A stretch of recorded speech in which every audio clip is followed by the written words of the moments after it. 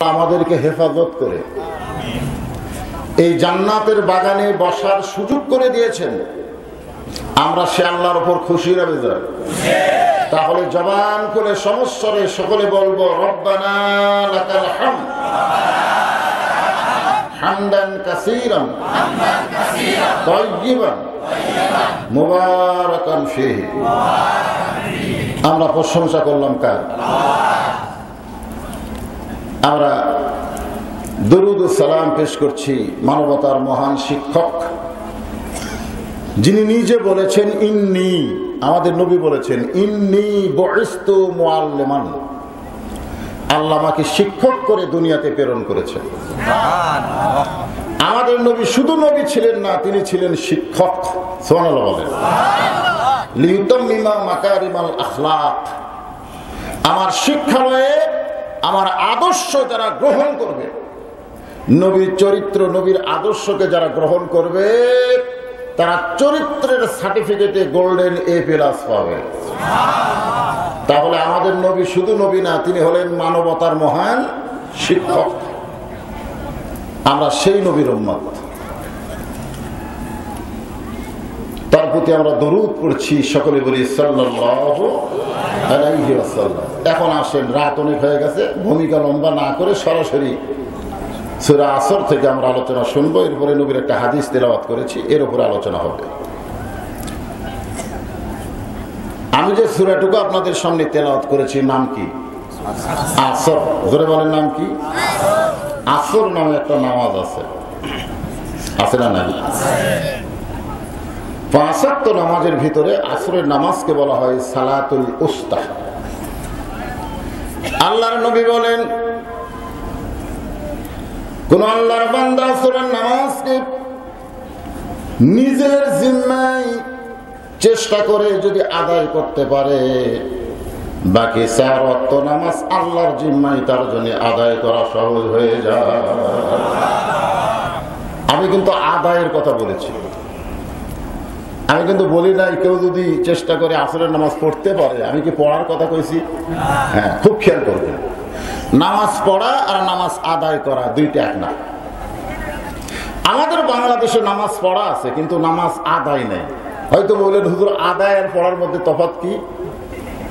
পড়া মানে নিজে শুধু পড়া, আর আদায় মানে সবাইকে নিয়ে আদায় করা। যেরকম আপনাদের মসজিদ, এই মসজিদ কেন তৈরি করেছে? আল্লাহর ঘর মসজিদ তৈরি করার উদ্দেশ্য কি?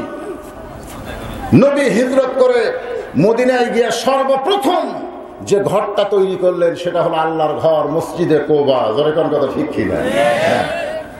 মসজিদ আমরা তৈরি করেছি গ্রামের বুড়াথুড়া ভাঙ্গাচুরা। এখন আবার অনেকে চেয়ার নিয়ে মসজিদে যায়। জোরে কোন ঠিক কিনা? চেয়ার নিয়ে সারাদিন ঘুরে বেড়ায়, মসজিদে গেলে শরীরে বল পায় না বাবা।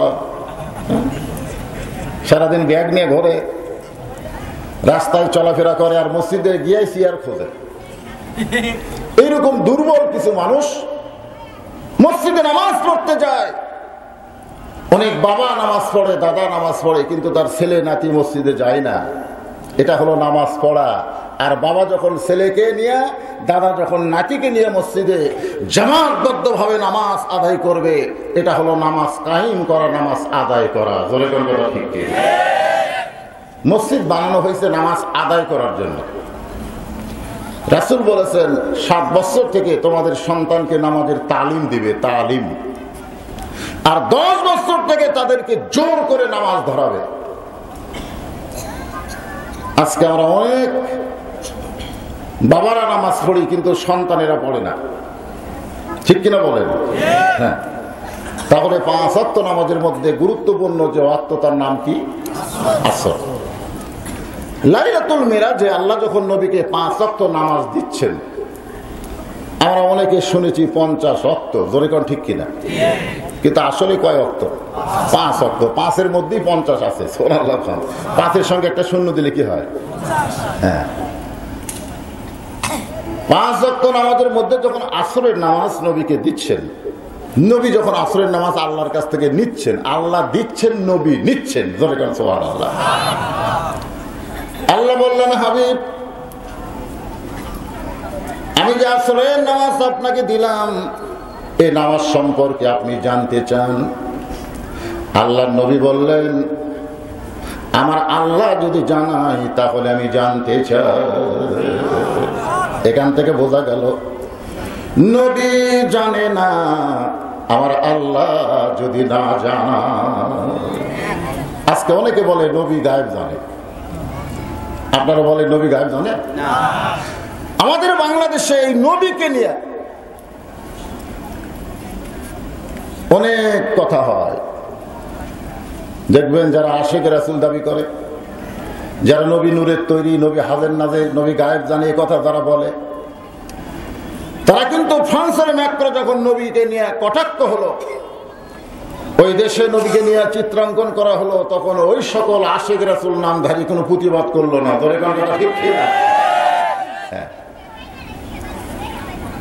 আমাদের বগুড়া জেলায় অনেক মাহফিল এই নিয়ে কটাক্ষ হয়, নবী গায়েব জানে, নবী হাজের নাজের, নবী নূরের তৈরি। আমরা এখানে আলোচনা শুনবো সূরা আসর থেকে। জোরে কোন ঠিক কিনা? আমি আসরের নামাজ সম্পর্কে আগে বলতেছি, তারপরে সূরা আসর নিয়ে আসতেছি।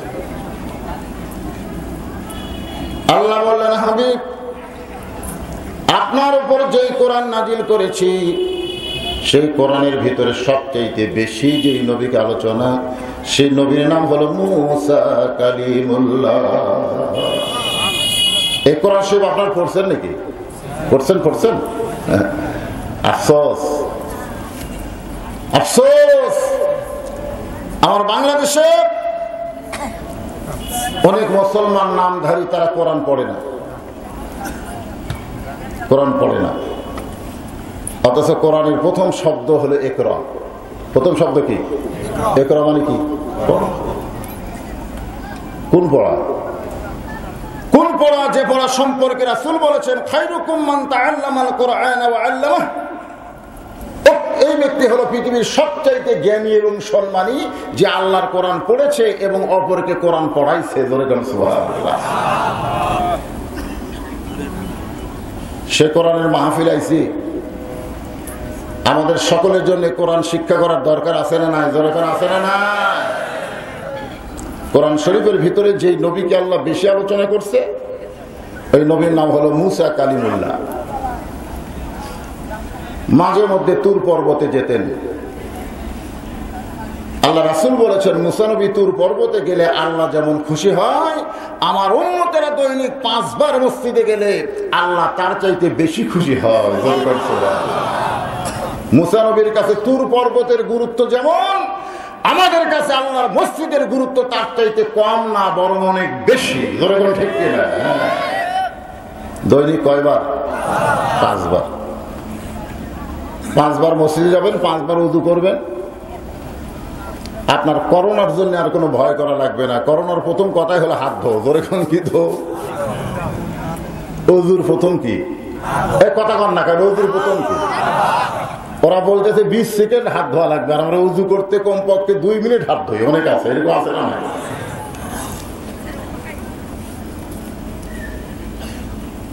মুসা নবী তুর পর্বতে দাঁড়িয়ে আছেন। আমার আল্লাহ ডাকতে বলেন, মুসা তোমার খবর কি? মুসা বলতেছেন, আলহামদুলিল্লাহ। কি? আল্লাহ বলতেছেন, মুসা তোমার খবর কি? মুসা বলতেছে, আলহামদুলিল্লাহ। এখন যদি বলে আপনাদের খবর কি? সবাই বলেন না জোরে সরে? না, নাউযুবিল্লাহ। মাশাআল্লাহ।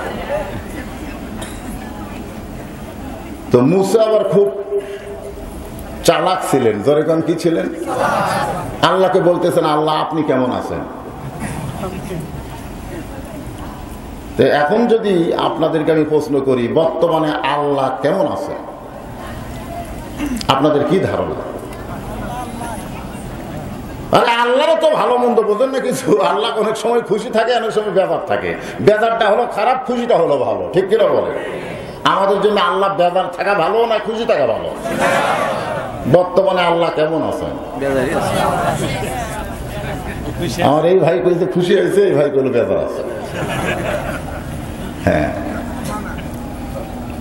মুসা সাহস করে বললেন, আল্লাহ আপনি কেমন আছেন? আল্লাহ বলে মুসা আমি আল্লাহ কেমন আছি যদি জানতে চাও, তোমাকে তো দেখান যাবে না, তুমি যদি জানতে চাও ইযহাব ইলা ফিরাউন ইন্নাহু তাগা, আমি আল্লাহ কেমন আছি যদি জানতে চাও তাহলে ফেরাউনের কাছে যাও। জোরে কোন কার কাছে? আমি আল্লাহ কেমন আছি যদি জানতে চাও তাহলে মসজিদে যাও, মাদ্রাসায় যাও, কোরআনের মাহফিলে যাও। এই কথা কিন্তু আল্লাহ বলেন নাই, আল্লাহ বলেছেন ফেরাউনের কাছে যাও। ফেরাউন একটা ক্ষমতার নাম, যিনি ক্ষমতার অহংকার করে। আমরা যাকে কোরআনে ফেরাউন পাইছি তার নাম কি ফেরাউন? যেরকম আমাদের বাংলাদেশের প্রধানমন্ত্রী, এটা কি নাম? এটা একটা পদবী। তো তখন ফেরাউন ছিল এরকম পদবী, প্রধানমন্ত্রীর পদবীর নাম ছিল কি? ফেরাউন। আসলে ওনার নাম হলো কাবুস। ওনার নাম কি? কাবুস। কাবুস উনি ছোটখাটো কাজ করতো। তরমুজের বাড়ি, তরমুজ বোঝেন আপনার, যে তরমুজ খান, ওই তরমুজের বাড়ি পাহারা দিত কাবুস। তো একদিকে তরমুজ পাহারা দেয়, আর একদিকে শিয়াল খায়। শিয়ালও যে ধাবাল মারে, এইদিকে আবার শিয়াল এসে আর একটা খায়। ফেরাউনের ক্ষমতা দেখছেন, শিয়ালের সাথেই পারতেছে না। তোর এখন কার সাথে? ফেরাউনে আসো বলে মনে করো না তোমার শক্তি নাই, তোমার শক্তি আমার ভিতর দিয়া প্রকাশ করতে চাই। আপনারা কি মনে করে আজকে যারা নবীর বিরুদ্ধে প্রতিবাদ, নবীকে যারা কটাক্ষ করেছে তাদের বিরুদ্ধে যারা প্রতিবাদ করতেছে, রাস্তায় মিছিল করতেছে, দেহের রক্ত দিতে চায়, তারা চায় না আল্লাহ দেওয়ায়? এই জন্য আল্লাহ কোরআনে বলেন ওয়ালা তাকুলু লিমান ইউকতালু ফি সাবিলিল্লাহি আমওয়াতুন বাল আহইয়াউ ওয়ালাকিন লা তাশউরুন। আল্লাহ, আপনি আসমানে আছেন বলে আপনার শক্তি নাই, আপনার শক্তিটা আমার ভিতর দিয়ে। কার ভিতর দিয়ে? যেরকম কার ভিতর দিয়ে? আল্লাহ বান্দার ভিতর দিয়ে নিজের শক্তির প্রকাশ ঘটায়। এক হেঁচকা টান মারছে কাউস দুর্গের দরজা হযরত আলীর হাতে। যে দরজা খুলতে লাগে 70 জন, লাগাতে লাগে 70 জন, আর সেই দরজা আছে হাতের উপর। যত সৈন্য ছিল দেখে মারছে দৌড়, বিনা যুদ্ধ বিজয়। সাহাবেরা নবীর কাছে এসে বললেন ইয়া রাসূলুল্লাহ, হযরত আলীর এমন শক্তি, কাউস দুর্গের দরজা ঢাল বানাইছে, কাফিরেরা ভয়ে পালায় গেছে। বিনা যুদ্ধে বিজয়। কিছুক্ষণ পরে হযরত আলী নবীর কাছে এসেছে, এসে বলতেছি ইয়া রাসূলুল্লাহ, আল্লাহ নবী বলে আলী তুমি নাকি কাউস দুর্গের দরজা হেঁচকা টান দিয়ে ঢাল বানাইছো? বলে লাভ তো হলো না, ঢাল দেখে সব পালাই গেছে, রাগ করে ফেলে দিছি, 80 গজ দূরে গেছে। আল্লাহ নবী বললেন আলী রে, ঢালটা কি তুমি আমার কাছে আনতে পারবে? হযরত আলী বলতে যে হুজুর যদি আপনি চান তাহলে নিয়ে আসবো। রাসূল বললেন চলো যাই। আলী বলতেছেন যাবেন কেন, আপনি বসে থাকেন, আমি নিয়ে আসতেছি। আল্লাহর নবী বললেন চলো যাই। হযরত আলীর সঙ্গে নবী ওই দরজার কাছে। রাসূল বলেন আলী রে, দরজাখানার কাছে যাও, দেখি আমার কাছে নিয়ে আসো। হযরত আলী দরজার কাছে গেলেন, নিজের সমস্ত শক্তি দিয়ে দরজা নড়াবার পারে না, দরজা নড়াবার পারে না। আল্লাহ রাসূল বলেন আলী খবর কি? বলে যেই দরজা হাঁসকা টান মারছি দরজা খুলে আইছে, দরজা ঢাল বানায় জেহাদ করলাম, ফেলে দিলাম, দরজা 80 গজ দূরে গিয়ে পড়লো, কিন্তু এখন দরজা নড়াবার পারি না। রাসূল বলে আলী রে, জেহাদের ময়দানে দরজা যখন হাঁসকা টান মারছিল তখন তুমি একলা ছিল না, তোমার সঙ্গে আল্লাহ ছিল। যখন দরজা ফেলে দিয়েছ তখন তুমি একলা ফেলে দাও নাই, তোমার হাতের সঙ্গে আল্লাহ ছিল। আবার যখন তুমি দরজা তুলতে চাচ্ছ এখন তুমি একলা হয়ে গেছো, আল্লাহ তোমার সাথে নাই। এজন্য আমরা যখন আল্লাহর কাজ করব তখন কোন সময় মনে করব না যে আমি একলা আছি, আমার সঙ্গে আমার আল্লাহ রয়েছে। ঠিক কিনা? যদি একলা একলা যান ভয় তো খাবেনি। আল্লাহকে সঙ্গে নিয়ে যান, তখন দেখবেন আপনার ঈমান এমন জাগ্রত হবে, আপনার অন্তরে কোনো ভয় থাকবে না। জীবন দেওয়া কোনো সময় মনেই করবেন না যে আমি মরে যাব। আপনার বিশ্বাস হবে আমি জান্নাতের মধ্যে ঢুকবো। জোরে কোন কথা ঠিক না? আসুন, আল্লাহ বললেন মুসা, আমি আল্লাহ কেমন আছি যদি জানতে চাও ফেরাউনের কাছে যাও, তবে তুমি একলা যাও না, আমাকে সঙ্গে করে নিয়ে যেও। সুবহানাল্লাহ। উদউ ইলা সাবিলি রাব্বিকা বিল হিকমাহ। আমি তোমাকে ফেরাউনের কাছে পাঠাচ্ছি যুদ্ধ করার জন্য নয়, দাওয়াত দেওয়ার জন্যে, হিকমতের সাথে। জোরে কোন কিসের সাথে? আমি বগুড়া থেকে আপনাদের এই সাইদাবাদ এসেছি যুদ্ধ করার জন্য নয়, হিকমতের সাথে আলোচনা করার জন্য। জোরে কোন কথা ঠিক কিনা? অনেকে বলে হুজুর বর্তমান যে অবস্থা চলতেছে কোরআনের কথা বলাই কঠিন। আমি বললাম ভুয়া কথা, ভুয়া কথা। বর্তমান ক্ষমতাসীন যারা আছে তাদেরকে সাথে নিয়ে আমরা যদি মসজিদে নামাজ পড়তে পারি, তাদেরকে সঙ্গে করে নিয়ে আমরা কোরআনের কথাও বলতে পারবো। আপনারা বলেন তো বর্তমান যারা ক্ষমতায় আছে, আসলে বর্তমান ক্ষমতায় কেউ নেই, ক্ষমতায় আল্লাহ আছে। দোকান কথা ঠিক। আমরা অনেক সময় বলি আমার দল ক্ষমতায়, আমার দল ক্ষমতায়। ওটা ভুয়া কথা। আমার দল ক্ষমতায় না, বলতে হবে আমার আল্লাহ ক্ষমতায়। জোরে কান ঠিক কিনা? জোরে কান কে ক্ষমতায়? তাবারাকাল্লাযী বিয়াদিহিল মুলকু ওয়া হুয়া আলা কুল্লি শাইইন কাদির। মুসা নবী ফেরাউনের দরবারে যায়, দেখে ফেরাউন জিকির করতেছে। জোরে কান কি?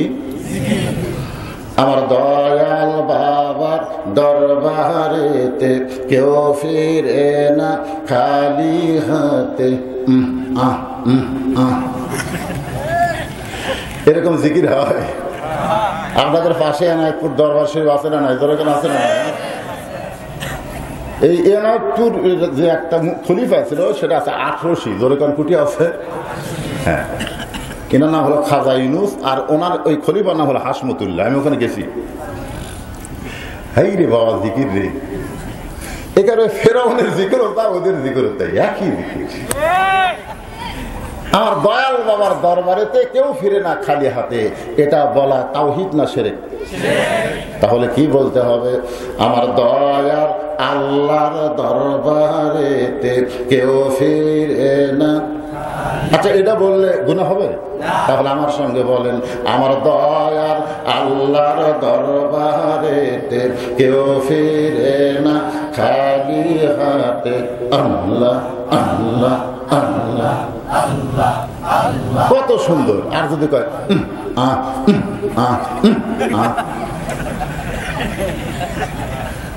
মুসা নবী ফেরাউনের দরবারে গিয়ে তাকে ফেরাউন জিকির করতেছে। জিকিরটা হলো আনা রাব্বুকুমুল আলা, আমি হলাম সবচাইতে বড় আল্লাহ। সঙ্গে সঙ্গে মুসা নবী ফেরাউনকে লক্ষ্য করে হিকমতের সঙ্গে বলে, ফেরাউন, তুই যে আল্লাহর দাবি করতেছিস, তুই কি খাস? এটা হলো হিকমত। কারণ আমরা সকলেই জানি আমার আল্লাহ খায় না, আমার আল্লাহ খাওয়ায়। জোরে করে কথা ঠিক কি রে? আমরা সকলে কি বিশ্বাস করি? ওমা মিন দাব্বাতিন ফিল আরদি ইল্লা আলাল্লাহি রিজকুহা। রিজকের মালিক দায়িত্ব কার? আরো জোর, জোরসে বলুন। বিশ্বাস হয় না? এবার করোনার কারণে ব্যবসা নাই হুজুর, করোনা সবাই বলতেছে হুজুর। করোনা কে দিল? অনেকে বলে করোনা ছোঁয়াচা রোগ, ঠিক আছে, কিন্তু সর্বপ্রথম যার করোনা হয়েছে পৃথিবীতে তাকে দিছে। তাহলে আমরা কি বলবো? আমরা করোনা রোগী রোগ থেকে বাঁচার জন্য আল্লাহর কাছে কি বলবো? দোয়া আছে না নাই? জোরে কোন দোয়া আছে না নাই? কি দোয়া? কি বারে কয় না রে, এই এলাকাতে দোয়া চালু হয়নি নাকি? ঠিক আছে, দোয়া শিক্ষা দেবো, অসুবিধা নেই। এটা সবই মসজিদে প্রত্যেক ইমাম সাহেব দোয়া করতেছে। আল্লাহর বান্দা একটু খেয়াল করেন, হিকমতের সাথে মুসা নবী ফেরাউনকে বলতেছেন, ফেরাউন তুমি যে আল্লাহর উপর আল্লাহ, মানে সবচাইতে বড় আল্লাহর দাবি করতেছো, তুমি কি খাও? সঙ্গে সঙ্গে ফেরাউনের প্রধানমন্ত্রী বলতেছে আমার আল্লাহ খায়। ফেরাউনের প্রধানমন্ত্রীর নাম হলো হামান, ওদের তরমুজের বাড়ি এক সাইড পড়া দেওয়া। তখন থেকে হামান কিন্তু ফেরাউনের সাথে আছে। প্রধানমন্ত্রীর নাম কি? হামান বলতেছে আমার আল্লাহ খায়। সঙ্গে সঙ্গে মুসা বললেন, হামান রে, ফেরাউন আগে ভালোই ছিল, কিন্তু তোর মতন মন্ত্রী পাইয়া ফেরাউন আস্তে আস্তে খারাপ হয়ে গেল। ফেরাউন আগে ভালোই ছিল, ধরে কোন কি ছিল? সবাই যখন ঘুমায় যাইতো ফেরাউন মাথায় গামছা বাঁধতো, চোখের পানি নিয়ে আল্লাহর কাছে বলতো, মাবুদ, ও মাবুদ, আমি একটু মুখে মুখে আল্লাহর দাবি করি, অন্তর তাকায় দেখো তোমাকে আল্লাহ বিশ্বাস করি। চোখের পানি নিয়ে কান্ত। কিন্তু সেই ফেরাউনকে নষ্ট করেছে হামান। এই জন্য হামান বলতেছে আমার আল্লাহ খায়। সঙ্গে সঙ্গে মুসা নবী বললেন, যে আল্লাহ খায় সে আল্লাহর বিপদ আছে। যে আল্লাহ খায় সে আল্লাহর কি আছে? বিপদ আছে। হিকমতের সঙ্গে বললেন, হামান, মনে করো তোমার ফেরাউন আল্লাহ এমন খাওয়া খাইছে, এমন খাওয়া খাইছে, কারণ রাসূল বলেছেন তোমাদের ক্ষুধা যখন লাগবে, ক্ষুধাকে তোমরা 3 ভাগ করো, 1 ভাগ খাদ্য খাবে, 1 ভাগ পানি পান করবে, আর 1 ভাগ আল্লাহর জন্য ফাঁকা রাখবে। এই তরিকায় যদি তোমরা খাও তোমাদের কোনো অসুখ বিসুখ ব্যারাম ব্যাধি হবে না। তাহলে ক্ষুধাকে কয় ভাগ করা লাগবে? খেয়াল করেন, কয় ভাগ? 1 ভাগ খাবেন, 1 ভাগ পানি পান করবেন, আর 1 ভাগ আল্লাহর জন্য ফাঁকা রাখবেন। এই তরিকায় যারা খায় তারা ইসলামী আন্দোলনের সৈনিক হয়ে যাবে। আর যারা নবীর তরিকা বাদ দেয়া খায়, দেখবেন পেট গেছে এই জায়গায়, বুক গেছে এই জায়গায়, মনে হয় 10 মাসে বাচ্চা নিয়ে ঘুরতেছে। ধরে কোন কথা ঠিক না?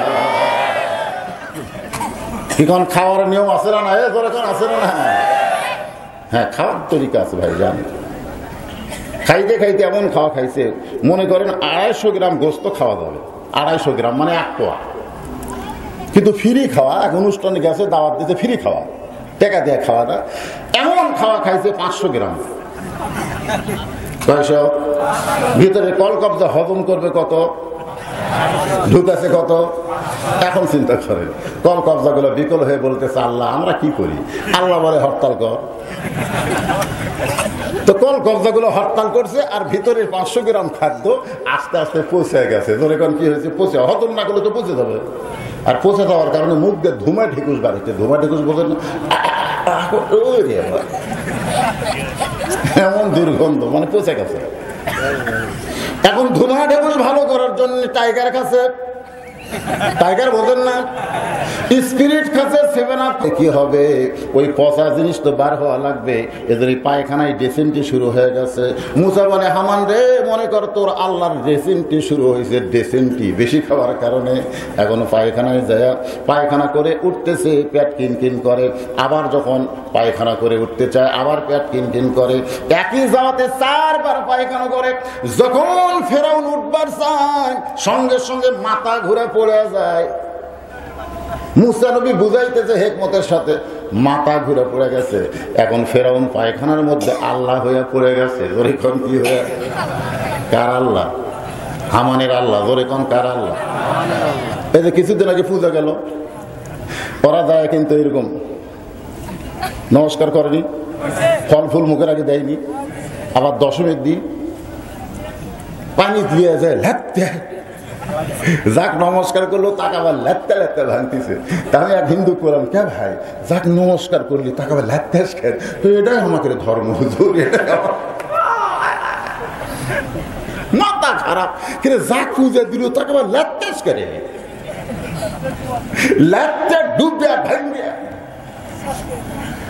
এই জন্য আল্লাহ বলেছেন ওয়ামাইয়াবতাগি গায়রাল ইসলাম দীনান ফালাই ইউকবালা মিনহু, ইসলাম ছাড়া অন্য কোন ধর্ম কেউ যদি মানতে চায়, পালন করতে চায়, আল্লাহ বলেছেন সেইটা কবুল করা হবে না। একমাত্র গোটা বিশ্ব জুড়ে আল্লাহর মনোনীত ধর্মের নাম হলো ইসলাম। ইন্না দীনা ইনদাল্লাহিল ইসলাম। তখন আল্লাহ কাত হয়ে গেছে। ফিরআউন চিল্লায় বলে, আমি পায়খানা করতে করতে কাত হয়ে পড়ে গেলাম, আমার টানে বার কর। ফিরআউনের সাঙ্গপাঙ্গ তারা পায়খানার দরজা খুলে দেখে আল্লাহ কাত হয়ে আছে। একজন সাঙ্গ খুব চালাক, গোপনে গোপনে মুসার দল করে, সুবহানাল্লাহ, গোপনে গোপনে মুসার দল করে, কিন্তু প্রাণের ভয়ে ফেরাউনের দরবারে যায়। এরকম আছে না নাই? গোপনে গোপনে কিন্তু মুসা নবী মানে আল্লাহর দল করে, কিন্তু জীবন বাঁচানোর জন্য ফেরাউনের দরবারে যায়। ও কিন্তু ফেরাউনের পক্ষে না, কিন্তু বাধ্য হয়ে পক্ষ দেখায়। তো এখন সুযোগ বুঝে, যখন কি বুঝে, আল্লাহ যখন ক্যাথ হচ্ছে তখন কিছু কোয়া যায় কি যায় না।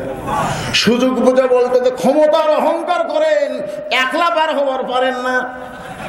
এতই যদি ক্ষমতা হয় তাহলে একলা বার হন, ওই র্যাব পুলিশ নিয়ে বার হওয়া লাগবে কেন? ক্ষমতার অহংকার করেন, একলাই বের হয়ে দেখেন, বুঝতে পারবেন জনগণ আপনার সাইজ করবে।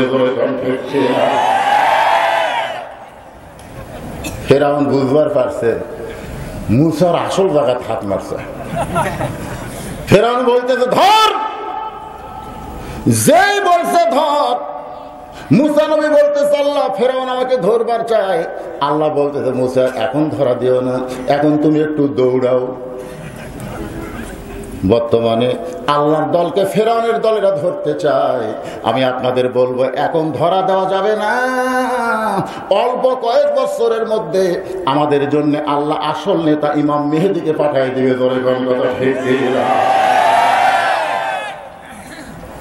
আল্লাহ বলে মুসা এখন ধরা দিও না। মুসা বলতেছে আল্লাহ কি করবো? বলে দৌড়াও। মুসা নবী দৌড় মারলেন, তার সঙ্গে সামান্য সঙ্গী ছিল, তারা নিয়ে দৌড়ানো শুরু করলেন। এক জায়গায় গিয়ে মুসা নবী ব্রেক করলেন। ব্রেক করার কারণ হলো সামনে সাগর, তিন দিকে ফেরাউনের সৈন্য লাঠি নিয়ে। ফেরাউন হচ্ছে সেনাপতি। চিল্লায় বলে মুসা পালাবা কোন দিক দিয়ে? তিন দিকে আমরা সৈন্য লাঠি নিয়ে দাঁড়াইছি, একদিকে হলো সাগর, তোমার পালানোর কোনো রাস্তা নাই। অনেকে আমাকে বলে হুজুর এই যে কিছুক্ষণ আগে একটা ছেলে সঙ্গীত গাইল, এখানে কি বললো? নাস্তিকেরা যদি যাওয়ার চাও হিন্দুস্থানে চলে যাও। এখানে কথা ঠিক বাংলাদেশের মানচিত্র দেখছেন, তিন দিকে ভারত, একদিকে সাগর। এত বেশি হুজুরগিরি করেন না। যদি ভারত তাড়া দেয় সাগরে ডুবে মরা সারা বুদ্ধি নাই। বুঝে শোনা ওয়াজ করেন, ভারত যদি খেপে যায় আর যদি থাড়া মারে কোথায় যাবে? সাগর ছাড়া। তখন আমি মুসকে মুসকে হাসি আর বলি আমরা সাঁতার জানি। আমরা ফেরাউনের দল নয়, আমরা সাঁতার জানি। যদি সাঁতার না জানি, আল্লাহ মুসা নবীর জন্য সাগর যেমন রাস্তা বানায় দিছে, আমাদের জন্য আল্লাহ দিয়ে দিবে। ধরে খান কথা ঠিক।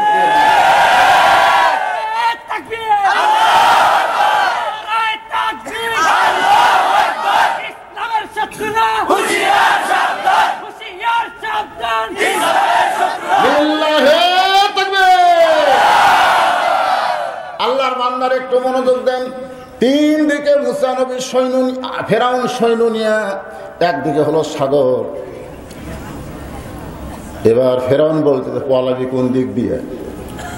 মুসা নবী বলতেছে মাবুদ এখন আমার সঙ্গে তুমি আছো, কারণ তোমাকে ছাড়া আমি মুসা নাই। এখন যাওয়ার রাস্তা কোথায়? আল্লাহ বলেন নাসরুম মিনাল্লাহি ওয়া ফাতহুন করিব ওয়া বাশশিরিল মুমিনিন।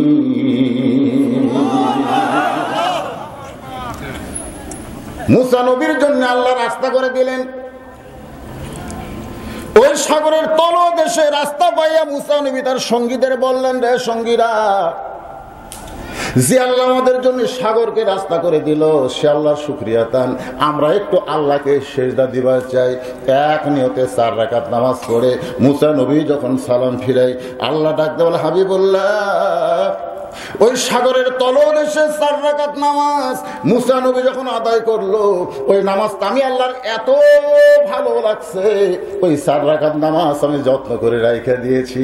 আজকে লাইলাতুল মিরাজে আপনার উম্মতের জন্য আসরের নামাজ হিসেবে আপনাকে দিয়ে দিলাম। আপনার উম্মতেরা এই আসরের নামাজ যখন আদায় করবে, মুসা নবীর সমপরিমাণ সওয়াব আমি আল্লাহ দিয়া দিব। ওয়াল আসরি ইন্নাল ইনসানা লাফি খুসর। আসরের শপথ করে আল্লাহ বললেন, নিশ্চয় মানুষ ক্ষতির ভিতরে। মানুষ কার ভিতরে? কোন মানুষ? ভাইজান, আপনারা কি আমার কথা বুঝতেছেন? হ্যাঁ, এই রাস্তাঘাটে যারা ঘুরঘুর করতেছ, রাত অনেক হয়ে গেছে। এত রাত্রে রাস্তায় থাকা লক্ষণ ভালো না। এত রাত্রে রাস্তায় থাকা হলো চোর ডাকাতের স্বভাব। জোরে কোন কথা ঠিক না? কোরআনের মাহফিলে এসে বসো বাবারা। এখন আমি আপনাদের একটা গজল গাইছিলাম, মনে নাই মনে হয়, আমার সঙ্গে সকলে একটু বলবেন। আদর করে মানুষ আল্লাহ বানায়া কেমনে দিবেন ক্ষতির মধ্যে ফেলিয়া। আল্লাহ নিজের হাতে, এই যে আল্লাহর কুদরতি হাত আছে না নাই? আল্লাহর কিন্তু হাত আছে, তাই বলে মনে করো যে হামাকের মতন 5 আঙ্গুল বিশিষ্ট হাত। আল্লাহর কুদরতি হাত দিয়ে আল্লাহ আদমকে তৈরি করলেন।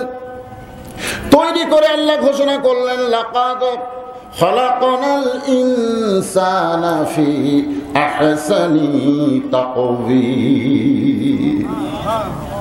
আল্লাহ নিজে আদমকে তৈরি করে আল্লাহ আশ্চর্য হয়ে গেছে। আদমের চেহারার দিকে আল্লাহ তাকায় থাকে। তাকায় থাকতে থাকতে এক সময় আল্লাহ বললেন, ফেরেশতারা রে, আমি আল্লাহ কি বানাইছি তোমরা দেখে যাও। সমস্ত ফেরেশতা আদমকে দেখার জন্য চলে আসলেন। ফেরেশতাদের সংখ্যা মানুষের চাইতে কম না বেশি? তখন তো মানুষই ছিল না, একটাই মাত্র, নাম কি? এখন যে আমরা এত মানুষ এখানে বসে আছি, আমাদের প্রত্যেকের সঙ্গে 2টা করে ফেরেশতা আছে না নাই? আমাদের সাথে কয়টা আছে? 2টা তো আমাদের 2 কান্দে। কেরামান কাতিবিনা ইয়ালামুনা মা তাফআলুন। তোমার 2 কান্দে 2 মোহরি লিখিতেছেন ডায়েরি, দলিল দেখে রাই দিবে, টাকা পয়সার নাই কারবার।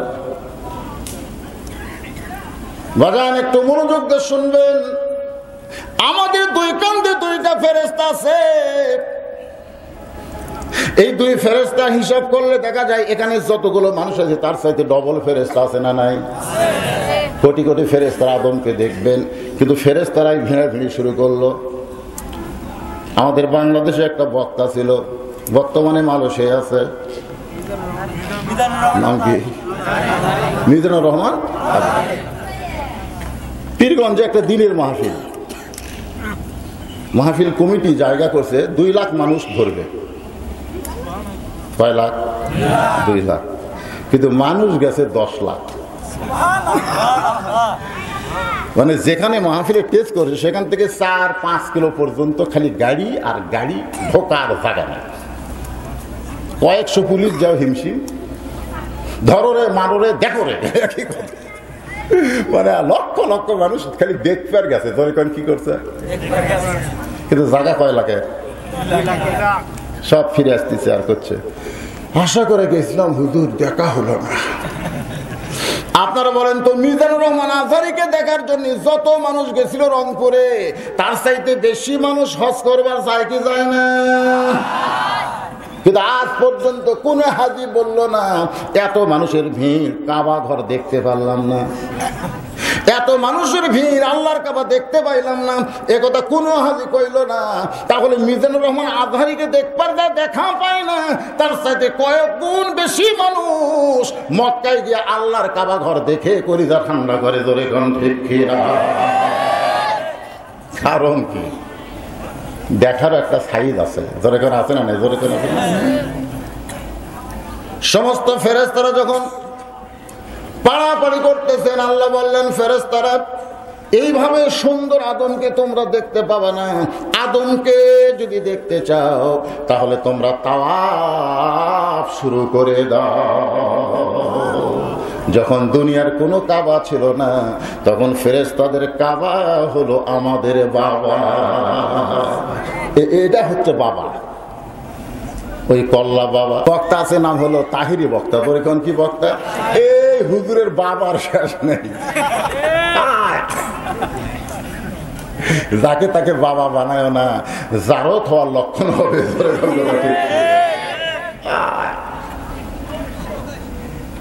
বাবা কয়দা রে, এই সন্তানেরা বাবার পরিচয় জানার দরকার আছে না? ধরে আছে না? আমাকে রে বাবা, ফেরেশতাদের কাবা। আমরা তুইয়া মুয়া সন্তান না, আমরা হলাম বনি আদম। জোরে কোন কথা ঠিক?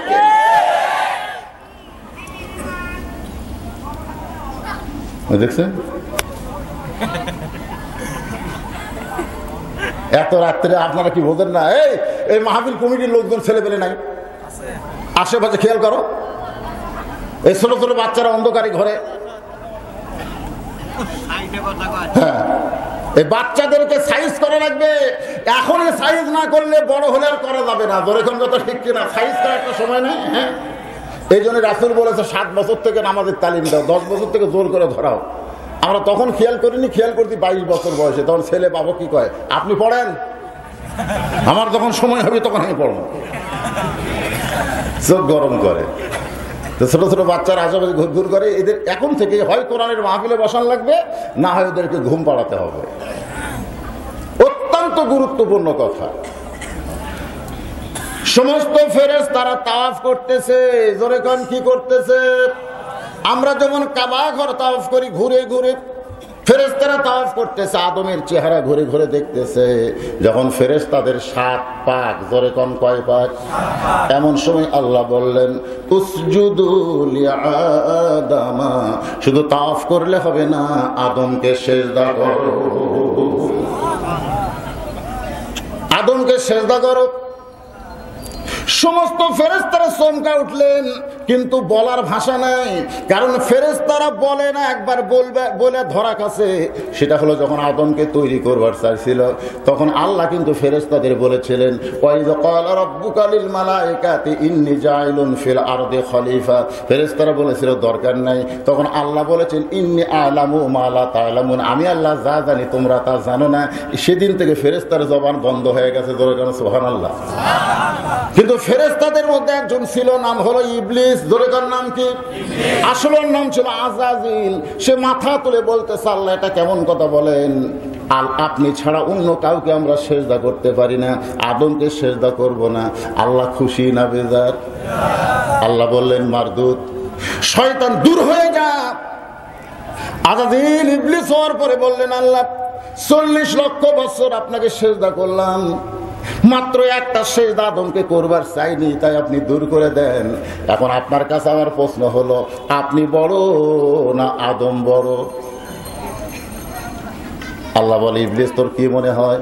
ইবলিস বলতেছে, আল্লাহ মনে হয় কেন, হিসাব করে দেখলাম 40 লক্ষ বছর আপনাকে সিজদা করলাম, মাত্র একটা সিজদা করলাম না, আর তার কারণে আপনি আমাকে বার করে দিচ্ছেন। তাহলে আপনার চাইতে মনে হয় আদম বড়। আল্লাহ বলে, ইবলিস জানিস না, আমি আল্লাহ আদমকে এত ভালোবাসি, একটা সিজদা না করতে চাওয়ার কারণে তোর 40 লক্ষ বছরের সিজদা বাতিল করেছি। সুবহানাল্লাহ। জোরে কন, বুঝবার পারেন নাই? আল্লাহ বলতেছে, আমি আদমকে এত ভালোবাসি, একটা সিজদা না করতে চাওয়ার কারণে তোর 40 লক্ষ বছরের সিজদা বাতিল। চিন্তা করেন, সেই ইনসানকে লক্ষ্য করে আল্লাহ বলতেছেন লাফি খুসর। ইনসান ক্ষতির মধ্যে, তাফসীর বোঝা লাগবে না? বোঝার দরকার আছে না নাই?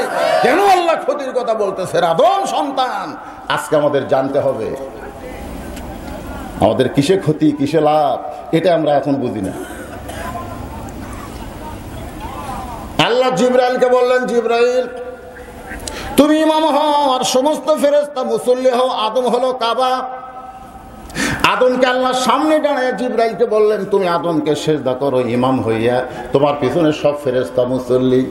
এবার জিবরাইল ইমাম হইয়া সিজদায় গেলেন, সিজদা থেকে মাথা তুলে আর একটা সিজদা করলেন। এখানে বলা হয়েছে উসজুদু লিআদামা, আলেম আছে তাদের জিজ্ঞাসা করেন উসজুদু লিআদামা শব্দের অর্থ হলো আদমকে সিজদা করো। একটা সিজদা দিলেই চলতো, দুইটা সিজদার দরকার, এরকম দরকার আছে? এখানে কি বলা হয়েছে? দুই সিজদা করো, তাই বলা হয়েছে? শুধু বলা হয়েছে সিজদা করো। কিন্তু জিবরাইল মাথা তোলার পরে আবার সিজদায় গেলেন। এখন মুসল্লি ফেরেশতারা কি করবে? ইমাম যা করছে ওরাও তাই করছে। দুই সিজদা কমপ্লিট হয়ে গেলে আল্লাহ বললেন, জিবরাইল আমি আদমকে সিজদা করতে বলেছি, একটা সিজদা দিলেই চলতো, তুমি দুইটা সিজদা দিলে কেন?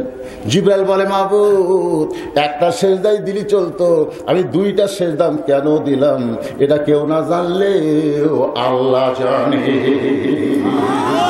আপনারা বলেন তো, জিবরাইল দুই সিজদা দিছে, এটা আল্লাহ জানে কি জানে না? কিন্তু জানার পরে আল্লাহ বললেন একটা সিজদা দিলেই চলতো, তুমি দুইটা সিজদা দিলে কেন?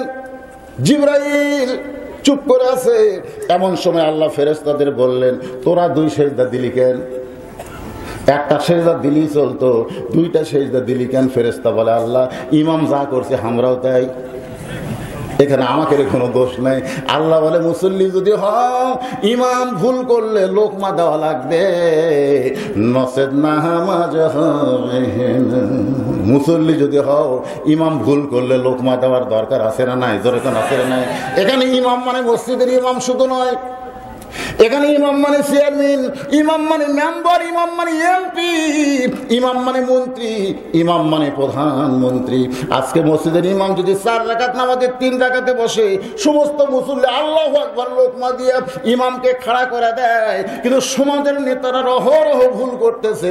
এখন পর্যন্ত কোন মানুষের লোকমা নাই। এমনকি বিনা ভোটে যদি নেতা হয়, একটা লোক কথা কয় না। মসজিদের ইমাম একদিন 4 রাকাত আসর পড়াচ্ছে, পরের দিন 3 রাকাত পড়াচ্ছে, একটা লোক লোকমা দেয় না। একদিন ইমাম তাড়াতাড়ি বেলকুচি যাওয়া লিখবি, 2 রাকাত পড়াবি, তোর এখন কথা ঠিক কিনা? কারণ ইমাম দেখতেছি কেউ লোকমা দেয় না, আমি সইরে থাকি, আমার ইচ্ছা মতো পড়া মরে। আজকে বাংলাদেশে লোক বানাই বলে ইচ্ছা মতো সমাজ চলতেছে, তোর এখন কথা ঠিক কিনা? খালি মসজিদের ইমামক লোকমা দিলে হবে না, সব নেতাক লোকমা দিয়ে সাইজ করতে হবে, তোর এখন কথা ঠিক কিনা? হ্যাঁ, আল্লাহর বান্দা একটু মনোযোগ দিয়ে শুনবেন। লোকমার কথা যখন আইছে, অর্ধ পৃথিবীর খলিফা হযরত ওমর, নাম শোনেন নাই? জোরে গান শোনেন নাই? জুমার দিনে খুতবা শুরু করছেন, খুতবা দিচ্ছেন জুমার দিনে।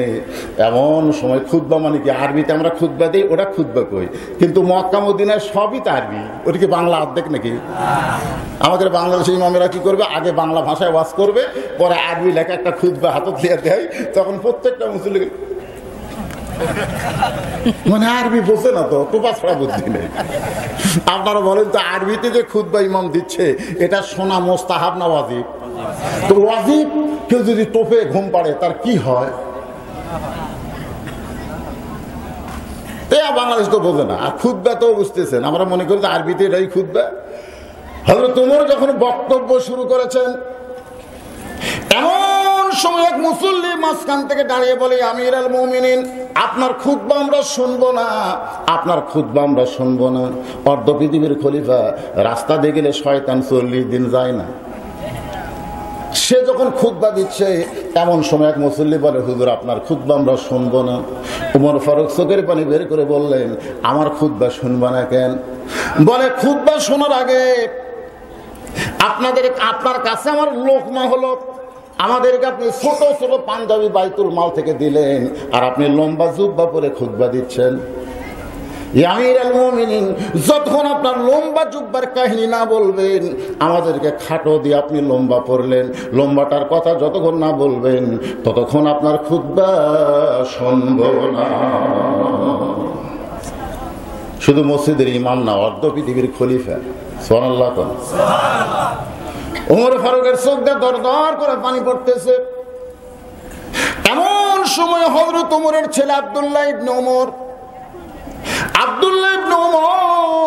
হাদিসের হাফেজ, বাবার পাশে দাঁড়িয়ে চোখের পানি বের করে বলে, রে নবীর সাহাবীরা, তোমাদের পরনে খাটো হলেও তো পাঞ্জাবি আছে, কিন্তু আমার পরনে তাকায় দেখো কোনো পাঞ্জাবি নেই, নতুন কোনো পোশাক তোমাদের সকলের শরীরে, আমার শরীরে কোনো নতুন পাঞ্জাবি নেই। সমস্ত সাহাবীরা বলে, আব্দুল্লাহ, গতকাল সকলকেই নতুন পাঞ্জাবি দেওয়া হয়েছে, আজকে জুমার দিনে তুমি পুরাতন পরে আইছো কেন, নতুন কি তুমি পাও নাই? আব্দুল্লাহ বলে, পাইছি, কিন্তু আমি পড়তে পারি নাই। সবাই বললেন, কেন পড়তে পারলে না? আব্দুল্লাহ বলে, গভীর রাত্রে আমি যখন ঘুমাইছিলাম, এমন সময় আমার বাবা অর্ধ পৃথিবীর খলিফা আমার দরজায়। আব্দুল্লাহ আব্দুল্লাহ বলে ডাকতেছে, আমি দরজা খুলে তাকাই দেখি বাবা একটা পাঞ্জাবি নিয়ে দাঁড়ায় আছে। আমি খুশি হয়ে বললাম, বাবা বাইতুল মাল থেকে একটা পাঞ্জাবি আমারে দিছে, আর একটা গোপনে দিয়ে বেড়াইছেন নাকি? বাবা কান্দার বলে, বেটা রে, আমি তোকে গোপনে পাঞ্জাবি দিবার আসি নাই, বাইতুল মাল থেকে যেটা পাইছি সেটা তোর জন্য বাজেট হয়েছে, আর সেটা আমি হাতে করে নিয়ে আইছি সেটা আমার জন্য বাজেট হয়েছে। কিন্তু আগামীকাল জুমার দিন এত খাটো পাঞ্জাবি বাজান, এই পাঞ্জাবি পরে আমি খুতবা কেমনে দেই? গভীর রাত্রে তোর কাছে তোর জুব্বাটা একটু হাওলাত করতে চাই, মেহেরবানি করে তুই কি আমার একটু হাওলাত দিবি কিনা? আব্দুল্লাহ কানতে কানতে বাবারে যখন পাঞ্জাবি দেয়, আব্দুল্লাহ ইবনে ওমরের পাঞ্জাবি আর হযরত ওমরের পাঞ্জাবি, দুইটা পাঞ্জাবি একত্র করে লম্বা জুব্বা বানায়া আজকে সেই জুব্বা পরে তোমাদের সামনে খুতবা দেয়। সমস্ত সাহাবীরা চিল্লায় বলে, লোকমা যতদিন থাকবে ততদিন খারাপ কোন ইমাম, খারাপ কোন নেতা সমাজে পাওয়া যাবে না। এই জন্য সব জায়গায় লোকমা রাখতে হবে। জোরে করুন ঠিক কিনা? আল্লাহ বললেন, ফেরেশতারা, আমি বলছি উসজুদুলি আদম, আদমকে সেজদা করো। সেজদা করলি চলতো, দুইটা করলি কেন? ফেরেশতা কয়, আল্লাহ আমাকে দোষ নাই, দোষ হলো ইমামের, ইমাম যা করছে তাই। আপনি আমাদের না ধরে ইমামকে ধরেন। আমরা মাসে মাসে টাকা দিই নাকি কম? ইমাম বেতন দেয় না? কথা কোন বেতন দেয় না? ধরেন ইমাম 1 টাকাও পাই না, আর ইমাম মাস গেলে 5,000 টাকা পায়।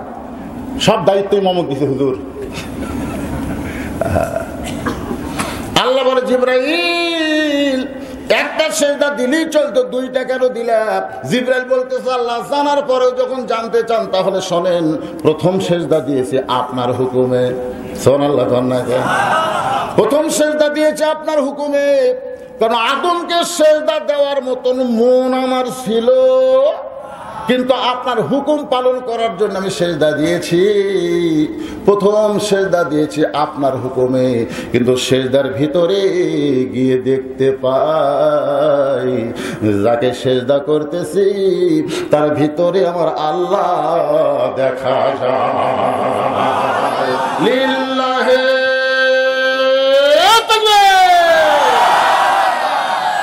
আমার আল্লাহর মহব্বত দিয়ে, ভালোবাসা দিয়ে যে মানুষকে আল্লাহ তৈরি করলেন, সেই মানুষকে আল্লাহ ক্ষতির কথা কেন বলতেছেন? কারণ যে সন্তানকে বাবা ভালোবাসে, সেই সন্তানের ক্ষতির কথা বাবা বেশি চিন্তা করে। জোরে কোন করে কি করে না? আল্লাহ বললেন, ইল্লাল্লাযীনা আমানু ওয়া আমিলুস সালিহাত ওয়া তাওয়াসাউ বিল হাক্কি ওয়া তাওয়াসাউ বিস সবর। বাজান একটু ধৈর্য নিয়ে বর্তমান বিশ্বের প্রেক্ষাপটে এই 4টা বিষয় আমাদের শোনার দরকার আছে না নাই? যদি রাত একটু বেশি হয়ে যায়, এখন বাজতেছে খুব বেশি বাজে নাই, কেবল 11টা